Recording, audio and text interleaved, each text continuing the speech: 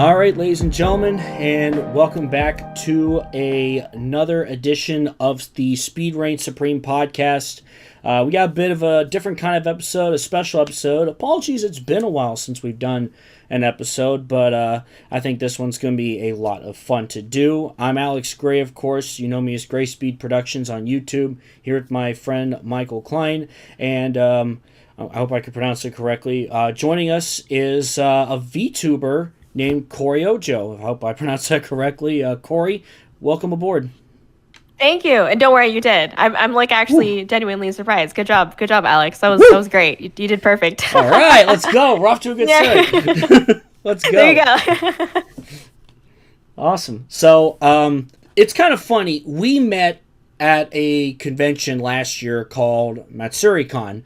And at that point, I had never met a VTuber, neither had Michael, and it was cool. And we found out a lot of cool things about you, and it eventually actually led into kind of you and Michael collabing and teaming up, which I think is awesome. It helps, I think, bring both sides of audiences together to enjoy something. And I just wanted to ask, how did this collab come to be, and what's to come?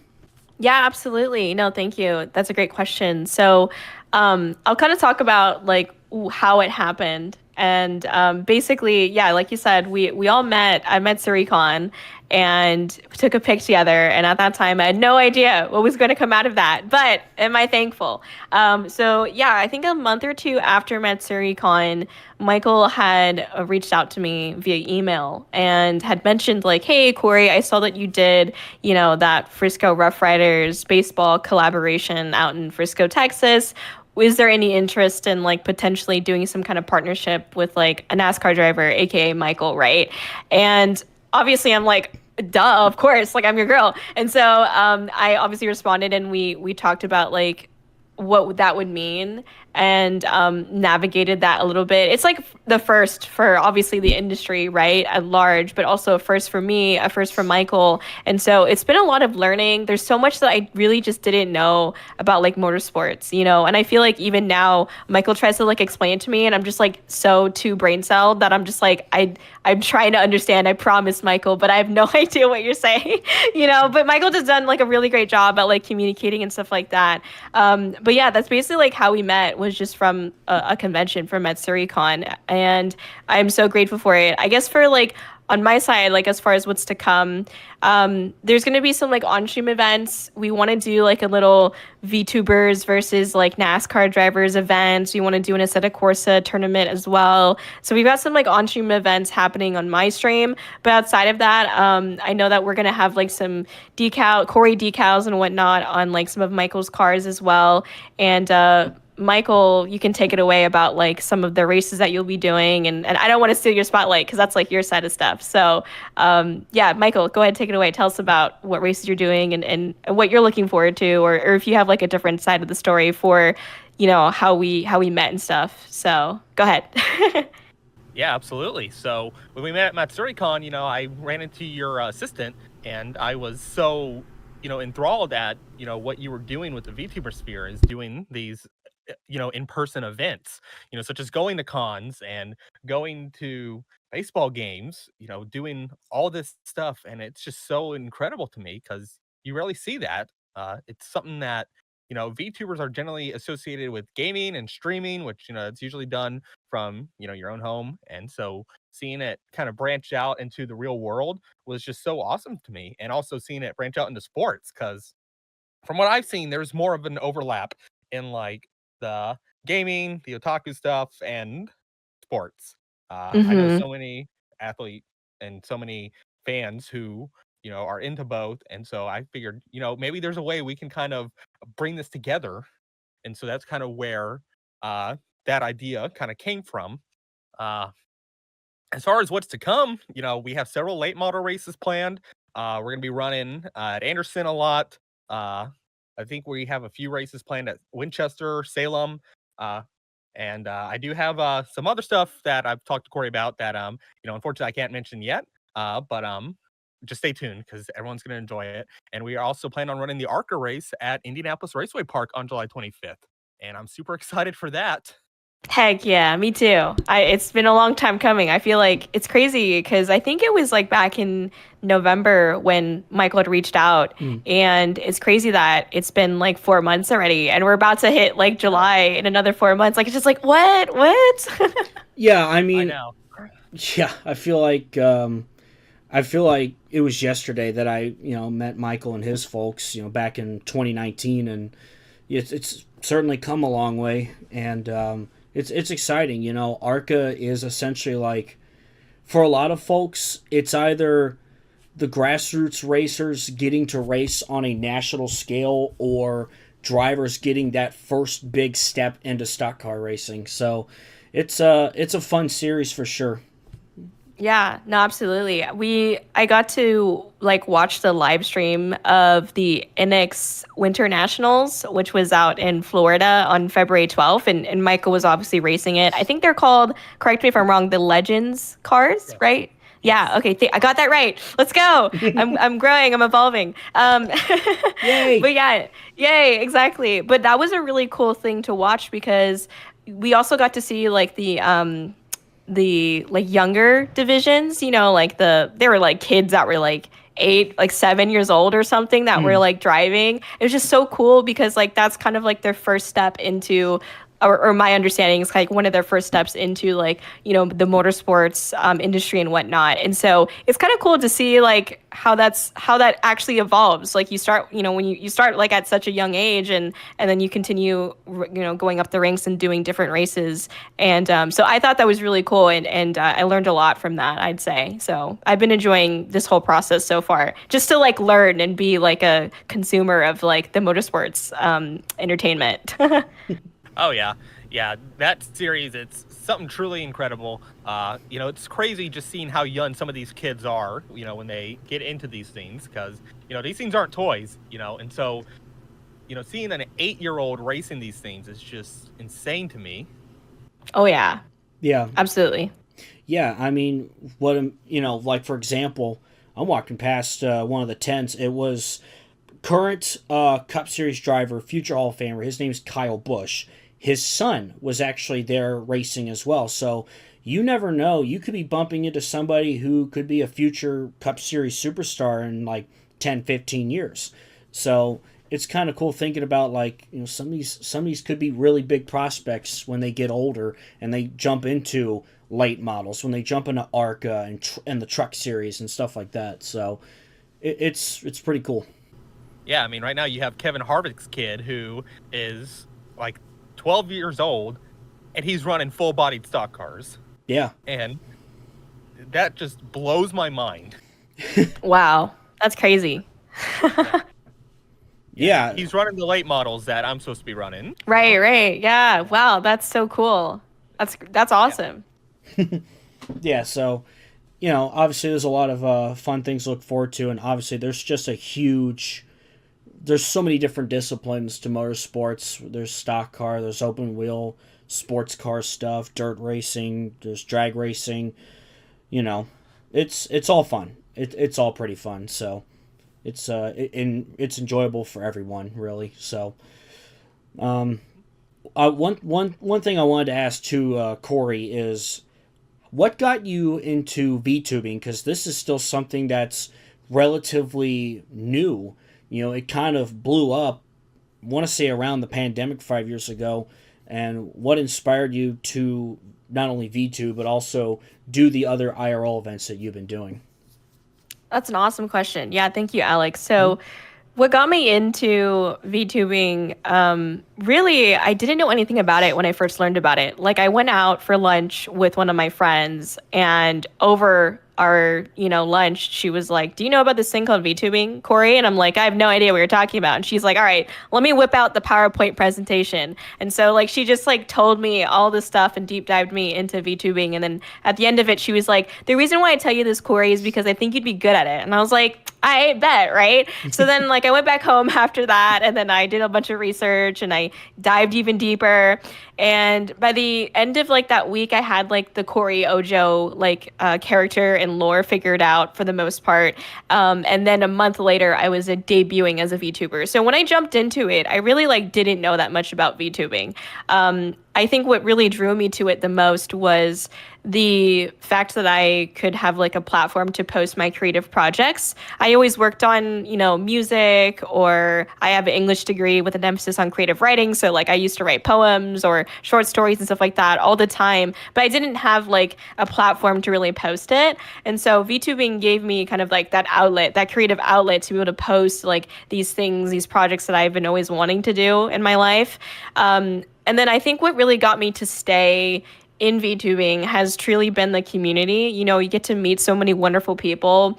And part of that goes into like why I started going into the IRL events space, like conventions and whatnot, and how I got to meet Alex and Michael. It's really because I like to connect with the community. I used to be in the cosplay community before I was in VTubing, and I went to a lot of cons in person in cosplay, and I just really enjoyed the space that it created. Like, I mean, you guys know, like, you go to a convention, an anime convention, and like every single person there has like a vested interest in anime or comic books, or just like all of you are on like equal footing almost, because you all know that you have interest in something kind of like geeky or nerdy or whatever. Yeah. And we love that, right? It's really just people coming together to share their passions. And I always have enjoyed that. And so when I got deeper into VTubing, I was like, hey, how can I bring this convention experience that I really loved about the cosplay community and bring that to VTubing? And so that's why I started to go to conventions, because like I really wanted to connect with the community even more.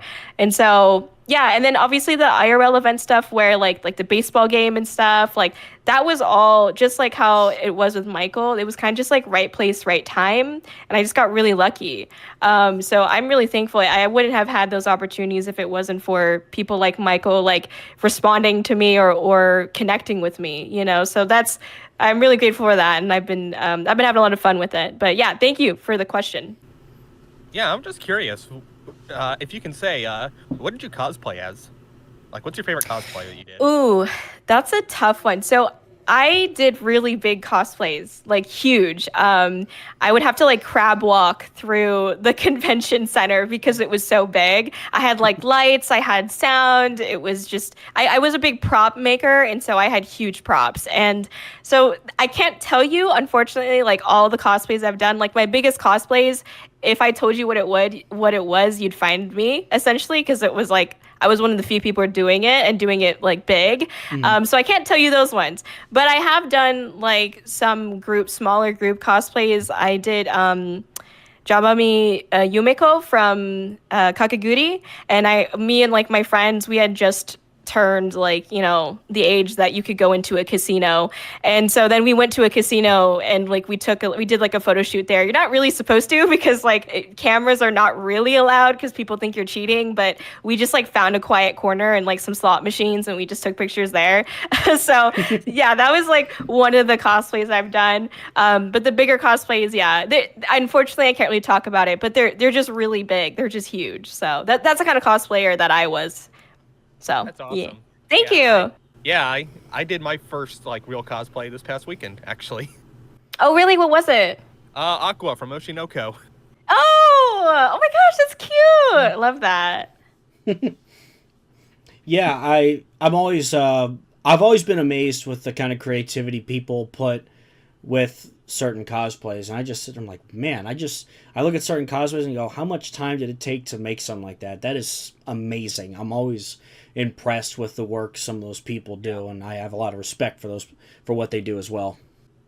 Oh yeah, 100%. And I feel the same way about the motorsports industry, to be honest. Like working with Michael, like Michael has been so patient with me and so communicative. I'm so appreciative of that. And Michael's just like a gem in general, just so kind and generous and really cares about everybody around him. And I just love that. And you can feel that, and I think like just learning so much about the back end, like there's just so much I didn't realize. Like I don't know why in my dumb brain I thought like, oh, you guys own the cars, like that's your race cars, so you just get to go wherever you want with it. Like Michael's like, oh well, actually there's car owners, it's like they rent it to you for the race. And I'm like, that makes so much more sense. like stuff like that is like so interesting to learn about, because it's just amazing like how much truly like how intricate like this kind of just to organize for one race, like there's so many little like intricacies and like so much you have to organize just for one race, you know. So I was really surprised about that, and I respect it so much. The fact that people like Michael are able to juggle all of that, because you're doing that and you're juggling like your other sponsors and partners as well. So like I can only imagine how much work that is to handle. It is, you know, and you know sometimes it does get a little overwhelming, and then you get on the track and it just all goes away. You know, you're in the zone. You know, you're doing what you want to do. You're helping the people out who help you out, and you know and when you get done with the race, it is just the most fulfilling feeling.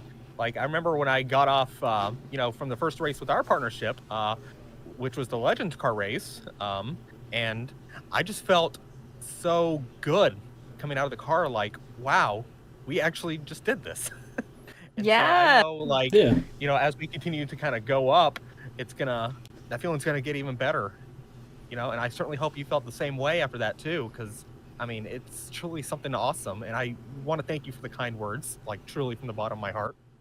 Of course. No, we're so happy. I don't know, Alex, if you are aware of this, but for the Legends, for the NX Winter Nationals race that Michael did on the 12th, I had like streamed it to my community, and it was just so wonderful. And you know, that's what I love about the industries that we're in, is really the community. You know what I mean? It's so great to be able to get people who enjoy motorsports, people who enjoy VTubing or gaming and streaming. Like we get to come all together, and even if we just kind of know what's going on, like we get to still all come together as a community and like enjoy this sport, you know. And like it's so wonderful, and it was so great to get everybody together. We had nothing but awesome things to say about Michael. We were so proud of Michael. Michael did so amazing, and the biggest thing for us was that Michael did not get hurt and didn't even get a scratch. Like that was the biggest thing for us, because we saw some, like, there was fluids on the racetrack, and I was like, uh-oh, that's not good, you know. Fluids does not sound good on the racetrack, you know. So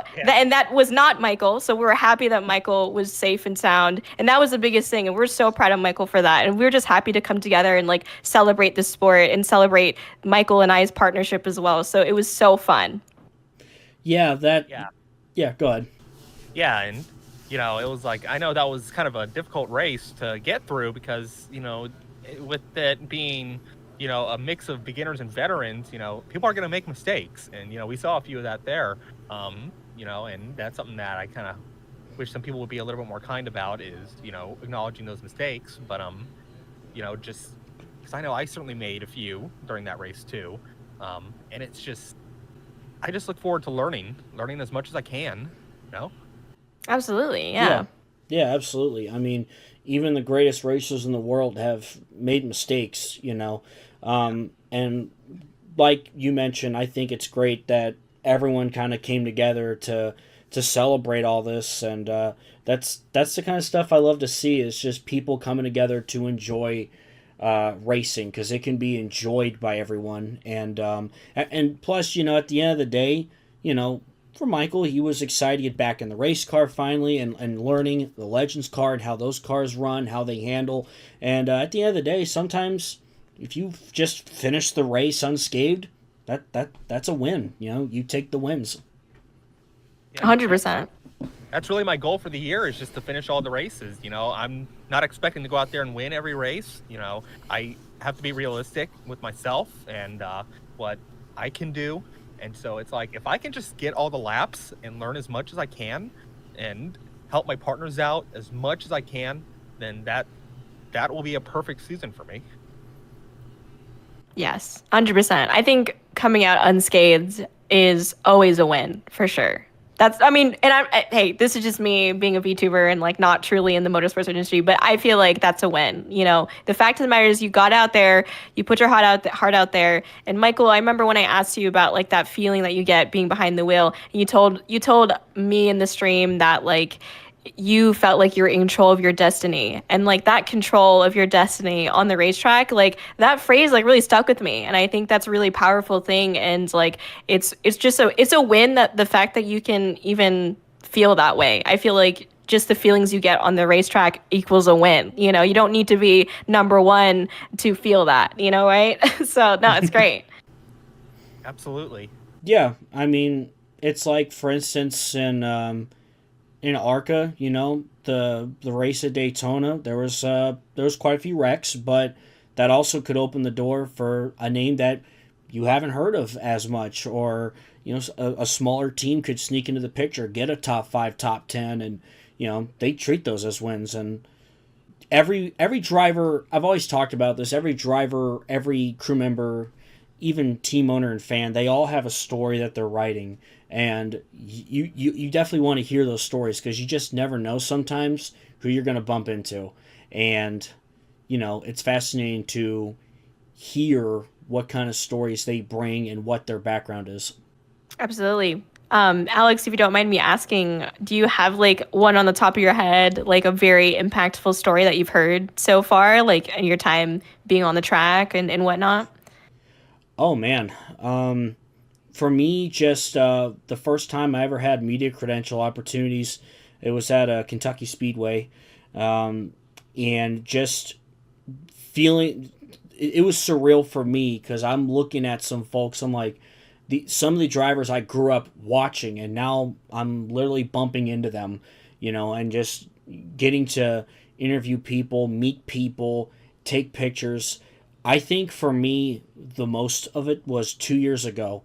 I got to go down to Daytona for the first time ever, and Daytona in February, it's a special time, because that's when NASCAR kicks off their season with the Daytona 500. It's like our Super Bowl, and just we had, and of course we were able to be in the infield for the days leading up to it through a friend of ours that runs in the ARCA races, and I had such a huge appreciation for how big that place was, how special it was, and just an appreciation for a lot of the drivers and teams who, you know, some people just want to get to race at Daytona just because of how special it is. You know, that's where NASCAR was born.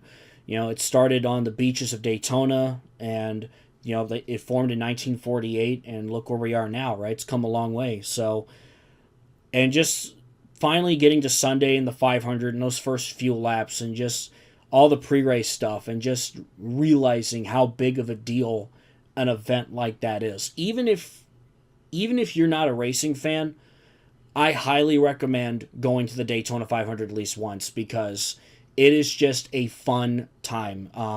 They said this year, for this year's race that we went to as well, like people from all 50 states and 44 different countries came to the race, which is cool. Wow. Yeah. One example is we bumped into these two guys from Sweden. They had their, it was a Ford Thunderbird from the 80s. It was decked out to look like one of the actual paint schemes from that time. His name's Bill Elliott, and it looked just like the car that he drove, and they actually imported it from Sweden. And I was like, I love that. I love the dedication that some of these people Yeah. have. That Commitment right there. Yeah. Yeah, and I know my brother too. While we were off doing a meet and greet, my brother actually told me that he ran into a couple of drivers who are actually from Brazil, who run in the NASCAR Brazil series. So that was really cool to hear too. It's just seeing how far the reach has gone. Oh yeah, for sure. That's awesome. It's just cool to hear that fact that like this sport can bring together so many people, you know, like uniting so many people, and we need more of that in the world right now. So it's great to hear that.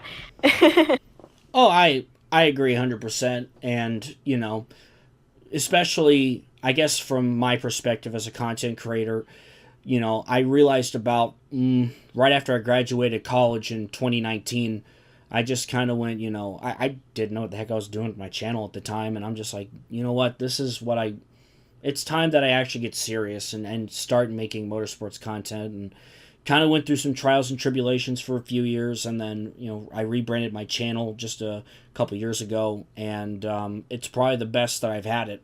And I made that channel way back when I was, way back when I was just a young teenager, and now it's come a long way, and I'm happy. I'm happy with being able to showcase to people why racing is so much fun. Heck yeah. Love that.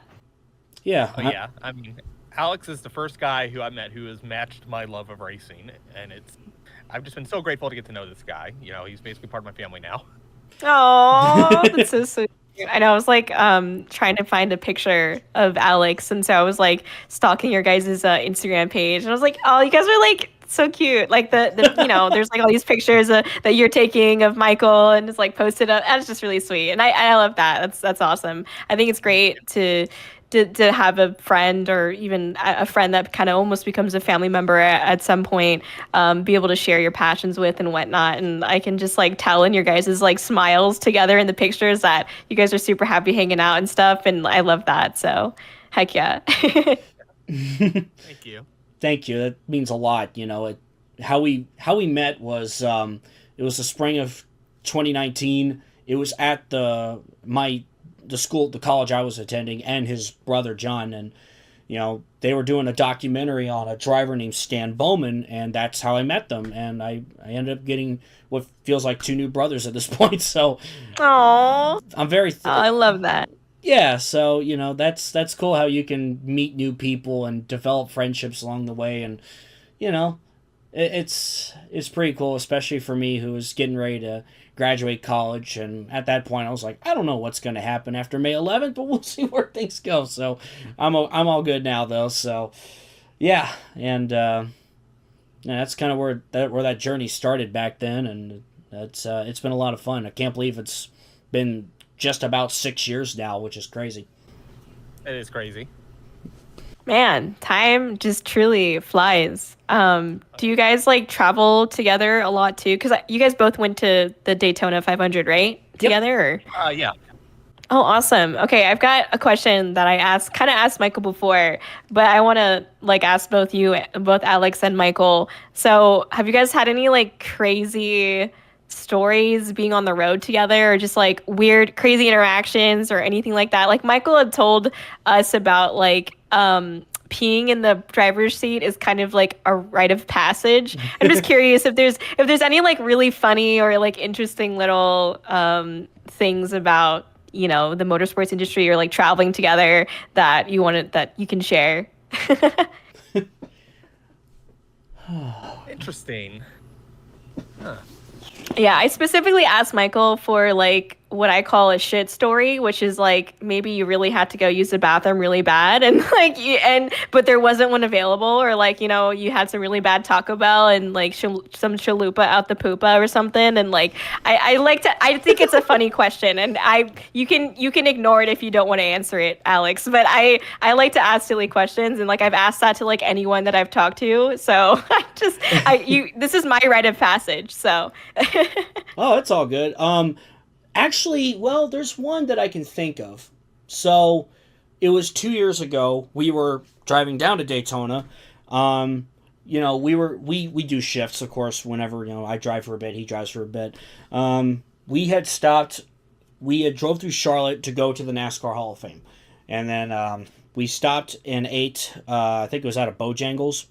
And I was like, all right, you get to take over? I'm like, yeah, I'll take over for a while. You know, drove into South Carolina, and next thing I know, he wasn't feeling well, and he grabbed a bag and threw up in it. And I went, oh, dude, you good? And the poor guy was not feeling too great, so I was like, okay, well, I'll keep driving. I'll get us through. And, you know, I'm proud of myself. I came in clutch. I drove the last 7 hours of that trip. All the way through the Southeast and into Daytona. So, you know, I guess that's one story I can think about where it's kind of like something crazy happened. But it was also like I helped out, and I know those first few days were a little rough, and you were trying to get better, but we got through it. Yeah, I'm pretty sure I had E. coli. Looking back now. Mm-hmm. I think you told us. I think that's the story you told us, Michael. So that's Alex's side of the story. So bless Alex for doing that. Bless your heart. Yeah, he came in clutch for me that night. I remember we had like 2 hours to go. It's like, we can get a hotel for you. I'm like, you know what? We got 2 hours to go. I'm just gonna power through. I've done crazier things where, you know, I used to work during the pandemic before I found a job closer to my career field. I worked at FedEx and Amazon and worked overnights, and I don't know what sleep is at this point, but you know, that's fair. But Yeah, I mean, I've done crazier things. I still remember the first race we went to, the first NASCAR race we went to after the pandemic. It was the All Star race, and they allowed like 20,000 people there. But it was just, I guess it felt different just because like NASCAR was starting to experiment with new things like they should, and just driving to and back there. I remember being really tired, but we got home. That's good. I mean, that was your Daytona 500. Was that drive? You know. It kind of was 2 years ago. It kind of felt like it. So, you know, practically was almost like 500 miles, wasn't it? Oh yeah, yeah, I think that's right. I'm gonna have to get on maps now. Now you have to write it down. Yeah, This is the year that I did my Daytona 500. So I know as a streamer, you like to stream a lot of video games and stuff. So like, what are your favorite video games? Oh my gosh, that's such a hard question, Michael. I'm gonna try to answer. So for me, if I had to choose like an all-time favorite, I really like Nier Automata, or Automata, however you say it. Yeah, that's like my favorite of all time, if I had to choose one. But I've also just generally liked open world games. I recently finished playing Red Dead Redemption 2, and I actually really enjoyed it. It was really awesome. Right now, I'm playing Silent Hill 2, the remake specifically. I never played a Silent Hill game before. I've like watched all the gameplay of the Silent Hill games, but I never actually played one. So I've been having a lot of fun doing that too. Like I do genuinely enjoy like the Silent Hill franchise and whatnot, but it's nice to actually like play it and like immerse myself in it. So I've been enjoying that. But yeah, I think near top game. But generally speaking, like I'm open to anything. I think the things that I'm not great at are like the puzzles, because I have two brain cells, and I know it's like ironic because I'm playing Silent Hill and like that has a bunch of puzzles in it. But they have a mode that's like light puzzles, and that's what I have the mode on, and I still struggle. So if that tells you anything about my brain cells, but yeah, I think. Those are my main, like, I actually also really like Cyberpunk 2077. But to be fair, I played Cyberpunk 2077 after like all the bugs, like the hard hitting bugs. Like, so I was able to play the entire game without any like game breaking bugs, or like I couldn't save, or like it was all fine. So I enjoyed Cyberpunk 2077 personally. But yeah, I think those are like my top ones. Horizon's pretty good. What is the name of it? Forbidden Wilds was okay. Yeah. Yeah, the second game was okay. I like the first game better. But yeah, how about you guys? Are you guys playing the new Monster Hunter Wilds? I am not. Lately, what I've been playing is Final Fantasy VII Remake. Ooh. I'm a big JRPG guy. I've become Nice. a really big JRPG guy, so it's been that. I've been playing quite a bit of Persona 3 Reload, and Persona 5.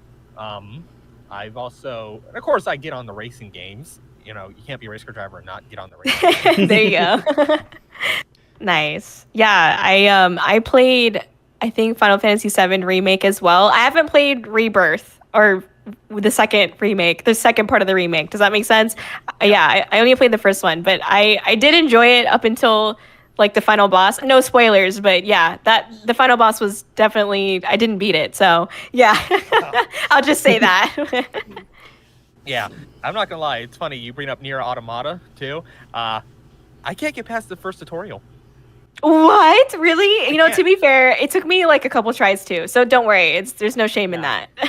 Yeah, and honestly, what's kind of kept me from like really going back, which sucks because it looks like it's such a good game, is that you have to go all the way back like 20-30 minutes before. Right. Yeah. Oh, I know you're talking about. Yeah, it's tough. For sure. But I think, honestly, if you can get back to it, it's worthwhile. If nothing else, like the soundtrack is beautiful. It is absolutely gorgeous soundtrack. And it does have replayability. Like, I think it's a game where I don't get tired of like playing it again. Like I played it like maybe 6 or 7 times, like replayed it, and I never replay any games.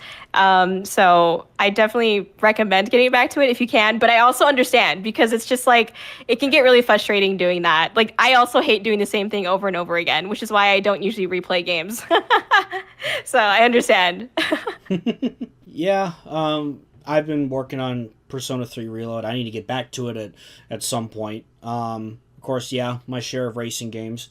Actually, well, I mean, racing games is kind of how I got into NASCAR to begin with. But yeah, playing games like Gran Turismo 3 back in the day and renting a NASCAR game from this place called Blockbuster. But Oh my gosh. that's how That's long. so funny. That's how long ago that was. But Yeah, we're showing our age here. yep. And I've been playing Sonic games because I've always been kind of a Sonic fan growing up. I've been playing Sonic Adventure because that's on the Xbox Marketplace. So been playing a bit of that. I'm stuck on the final boss for Amy because this robot keeps getting me, and I'm just like, ugh. I get it. I used to like I had like one of the Sonic games. I don't remember which one it was, but I had one on my like DS. And maybe I'm also showing my age here. But like during homework time, after school, I would like listen to the soundtrack. So I'd like have my DS half open in my backpack and like have my headphones in and listen to like the Sonic soundtrack because you know they have like those little jukeboxes or whatever you call it in the game. Yeah. So I like the soundtrack, but I don't think I ever actually beat that game for the Sonic game that I had, but I like the soundtrack. Sonic games are pretty notorious for their soundtracks. Oh yeah, for sure. Absolutely. I had a question for both of you that I was like genuinely curious about. So kind of rolling back to like the motorsports industry and stuff. I kind of wanted to know like what are your guys's biggest criticisms or critiques to like the NASCAR or just like the motorsports industry as a whole right now? Because I've heard like in passing from just like people at conventions that kind of know about or find out about the NASCAR partnership I have with Michael, and they're like saying like, you know, it's really cool that a VTuber's doing this with someone in like that's driving in NASCAR, because NASCAR is kind of like very brick and mortar, like they're still kind of traditional or kind of behind the times is kind of what I've heard in passing. But I wanted to get your guys' opinion, like what do you guys feel like is kind of your critique towards the industry at large at this time? Or is there something like, you know, what would improve it, if that makes any sense? Yeah, that's a good question. You know, if I had to say what my main critique is that I do think it could be more welcoming to other people. You know, just coming from someone who's part of the LGBTQ plus community, you know, I definitely dealt with some bigotry from that. And it's gotten better. It's definitely gotten a lot better than it was, say, even 10 years ago. I'm just a little bit worried that it might be going a little bit more backwards now. So if I had any critiques on it, then it would probably be that. You know, and I think just also allowing the teams and the drivers to have more of a say in what goes on in the sport too. You know, because it's like I think that's what's going to help them even better is, you know, if the people who are, you know, down in the trenches are having more of a say in what goes into the sport, I think that's just going to help them out even more. Can I ask like what you mean by that? Like, is it like the people in the trenches that are experiencing like the organizational issues or like the guidelines and rules being a little bit awkward? Is that what you mean? Or like, what do you mean? Because like again, my dumb brain, I just want to understand like your point of view and your perspective on as to like how that would affect the industry. Yeah. So, you know, NASCAR is a spec series, so that means everything has to stay the same, which, you know, I don't have a problem with that per se. It's just I do kind of wish there was like some more capability for the teams to be in charge of their IPs, to be in charge of their really to be in charge of how, you know, they spend their money, because you know that's at the end of the day what, you know, drives the team. So I would say that's probably the biggest thing. That's super interesting because, you know, in the VTubing community, there's like this, you know, ongoing thing of like all these VTubers thinking that they need to join like an agency, but then obviously there's a lot of VTuber agencies that are poorly organized or they're just toxic. You know, there's even a case where like there's this one agency where the CEO was just kind of like trying to build his own personal harem almost, and so there's a lot of like horror stories with like agencies. Yeah, it's really wacky. But it's interesting that you mentioned like IP and stuff like that, because that is a huge component to VTubers in like agency spaces as well, is that like most of the time you don't get to keep your IP when you go into a VTuber agency, and that can be almost like detrimental to your career if you decide to leave that toxic agency or leave that situation. Like you will not keep your IP depending on the agency you go into. So I feel like maybe, I don't know, but maybe there's some like parallels between what seems to be going on with like, you know, the car owners and the racers versus like the industry higher ups and like organization as a whole, you know. So it's interesting to hear that, for sure. Sorry, didn't want to take away from Alex. Alex, go ahead and let us give us your wisdom. I guess it's something that I've experienced. You know, I've been following all this for about 21 years. I'm 28 now, but I think there are a lot of there's a split in opinions on like what the direction should be, because you know, when I started watching in the 2000s, I mean, NASCAR was still kind of exploding. You know, it was exploding in popularity in the 80s and 90s, and people kind of call that the golden age, if you will. And some people, I think a lot of people are kind of nostalgia driven, and sometimes they think like, oh, you know, the sport was so good back then and it's not so good now, which I'm like, well, there's a lot of things that are better now than they were then. From like the competitiveness, NASCAR's more competitive than it ever has been before. Sometimes you don't know who's going to win until the last lap. When back in like the 80s, I mean, Richard Petty would be leading, and you know, he'd lead for like 380 to 400 laps and would lap most of the field. So, but there's so much change, right? I think some people are kind of like, it's the mix of what's tradition and innovation. And I think a lot of people feel like, you know, oh, we need to kind of go back to how it was. And, you know, I'm like, well, there's a reason for everything, right? And I feel like that the NASCAR doesn't have to be like everybody else, and it could stand out on its own. And since coming out of the pandemic, in the 2010s, the sport kind of hit stagnant. It hit a decline. But coming out of the pandemic, I really feel like the sport has been doing a lot better. The ratings have been improving. Sponsors are coming back. New people are getting invested. And of course, there's this new car model that the Cup Series introduced in 2022 called the Next Gen that I think has provided some fantastic racing. There's a lot good going for it, and I can understand how, you know, NASCAR also has a playoff format to determine a champion, and there's a lot of commotion amongst fans, amongst certain people that like, oh, you know, it should be the traditional way where it's race 1 to 36 and you have a champion and whatnot. But in the end of the day, I do think there is a scenario where you can mix tradition and innovation. And I know some people are like, you know, oh, all these, you know, tracks that NASCAR grew up on out in the Southeast, we need more of that. I'm like, you know, we can fuse in and make certain tracks work, but also being able to branch out. And, you know, like for instance, since 2020, they've been going to new markets. They've been going to the Circuit of the Americas in Austin, Texas. That's the U.S. Grand Prix for Formula One track that's held every year. They're going to a track in St. Louis that's really close to the city. I've been going to that race a lot because I have family there, my dad's side of the family, so it's an excuse for me and my dad to hang out there. And NASCAR did a street circuit race for the first time a couple years ago in Chicago, and that's something new and different. Some people feel like, you know, oh, I don't know if that fits NASCAR, and it brought in new fans. It brought in more exposure, and I feel like, hey, it's, you know, we can always celebrate the history and the heritage and what got us here, and we don't have to take that away. You know, like for instance, we can, you know, host the All-Star race at North Wilkesboro Speedway, which is a track in North Carolina that was abandoned for 27 years but came back, and it was kind of like an OG track for the sport.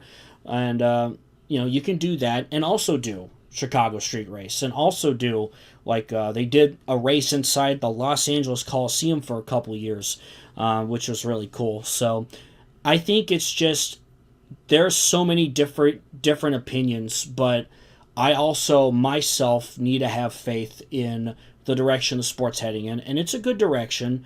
You know, everyone's going to have opinions, and it's totally fine. Everyone's going to think differently.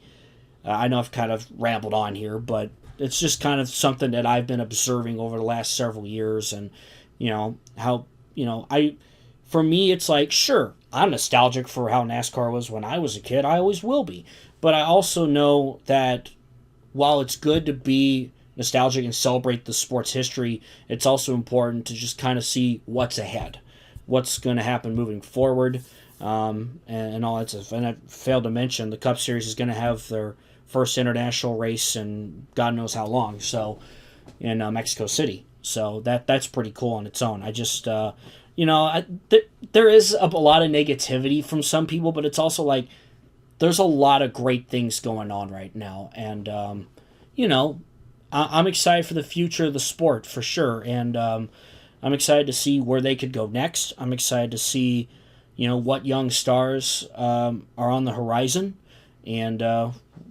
what else could show up here in the coming years. Oh yeah, for sure. And thank you for telling or for answering the question I asked. So I want your unfiltered opinion and thoughts, obviously, and your perspective. So I appreciate that. But Yeah. I definitely agree that like there's a balance that has to be hit between like, paying homage and respect to the people that have come before you, those superstars that came before you, but also putting a new star in that sky, you know what I mean? And like Certainly. looking towards like the future as well. And so it's interesting. I mean, thank you for telling me that. Cause like, I didn't know about like, oh, they're expanding into, doing the street racing or international race, like in Mexico, like that's super cool. And I didn't know that that was the thing. And I also didn't realize that it was feeling like closed off because I felt like NASCAR just like I didn't grow up watching it, but like my dad was super deep into all of like the Formula One racing and NASCAR and like played all of the Gran Turismo games and all these other games that I didn't get to play, and I pretended like I was in pit crew, so I stood off to the side and watched him play him because he never wanted to share the controller with my child ass. But yeah, I just like it's cool to hear about how the industry is because I've never really known that as a whole, and then how it's like evolving and growing. And so that's really exciting. I think that's awesome. And obviously, no matter what I think you end up doing, whether you stay or you grow and evolve, you're going to get backlash. There's always yeah. going to be the haters, So it's unfortunate, but that's the reality of just the media, I guess. Yeah. It's like that everywhere, no matter, not just NASCAR, but even in a bunch of other sports too. Oh yeah, 100%. Yeah. I'm sure there's a bunch of NFL fans who are like, who don't like that their team could be losing a home game to go play in London or Brazil or Australia. But again, they do that because it brings in more money for the league, and it brings in money for the teams and more revenue and more exposure to an international crowd. So Exactly. And obviously more opportunities for the players themselves, because that's what it comes down to. We wouldn't have the sport without the people on the ground, boots on the ground. You know what I mean? Yeah. And so that's part of it too. I hope that the money's going towards them too. You know what I mean? Like, I hope they can have more opportunities and whatnot. Yeah, certainly. So, we've been talking about all sorts of fun stuff. I'm kind of curious. Anything else you guys want to talk about at all, whether it's gaming or anime or racing or whatever it may be? Yeah, I am just curious, Kori. I know you brought up Kakaguri before, but like, what is your go-to anime pick?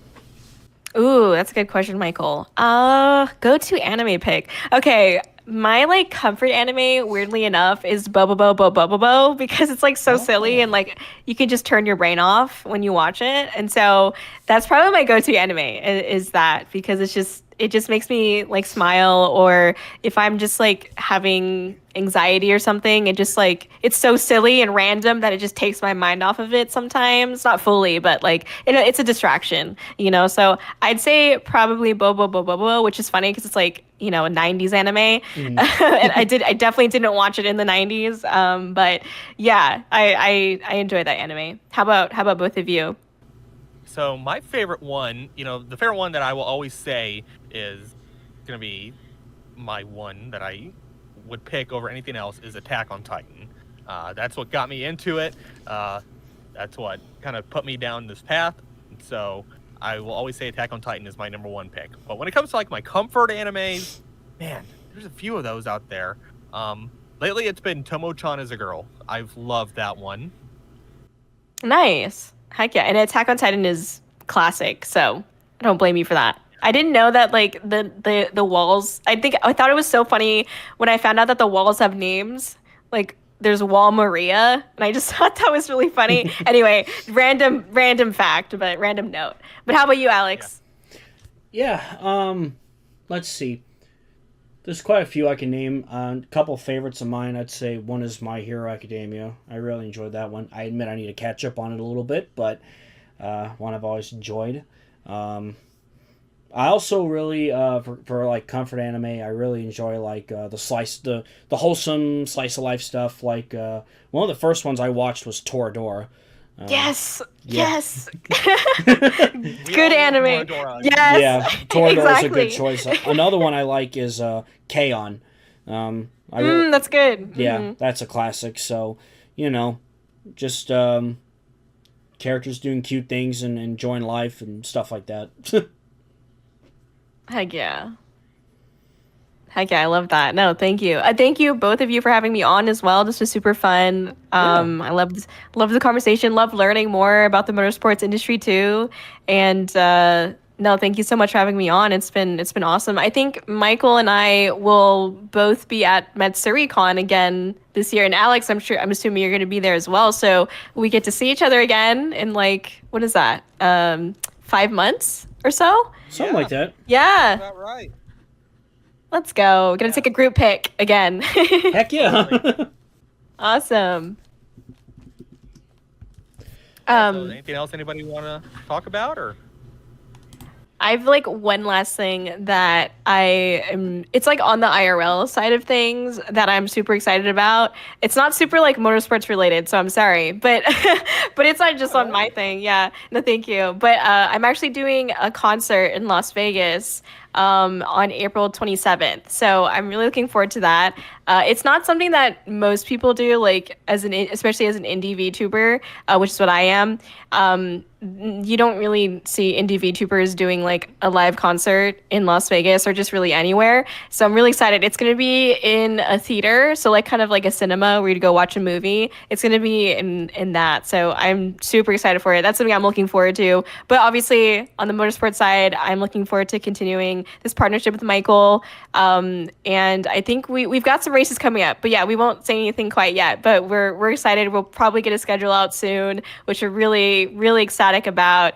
And I will be like virtually attending some of the races that Michael will be doing as well. Definitely the Archimedes race in July over at Indianapolis. So Raceway Park. Sorry, I want to say the full name. Mm-hmm. I'm still getting used to that. But yeah, so I'll be there for sure. But we're definitely planning some other races as well. So yeah, and thank you again, Alex and Michael, for having me on and for asking your questions. And I feel like this was a really awesome conversation, and thank you to anyone who's listening as well. And yeah, that's what I had to say. There you go. That's it. I'm done. The floor is yours. All right. That's great. Yeah, there's a lot of fun stuff coming up, and obviously for my channel, I got Sunday Night Lights coming up for 2000. That's a really big season. I'm looking forward to create, because that's like, it's 2000. It's the new millennium, the new the 21st century and stuff like that. So I just came out with a new Racing Infinity video that covers probably a big what if in NASCAR, and that's Adam Petty, who of course is the son of Kyle Petty and the grandson of the King Richard Petty, and how his career would have gone if things weren't cut short for him. So yeah, that's about it for me. And anything else from you guys before I go ahead and close shop for the night? I think that's it. All right. That's it for me. All right, fair enough. Well, thank you guys so much for tuning in, as always, to Speed Reign Supreme. Stay tuned for more editions of this podcast. Kori, thank you so much for coming on, and Michael, thank you as well, as always. And that'll do it from us. Thank you guys so much for tuning in, and we'll catch you next time.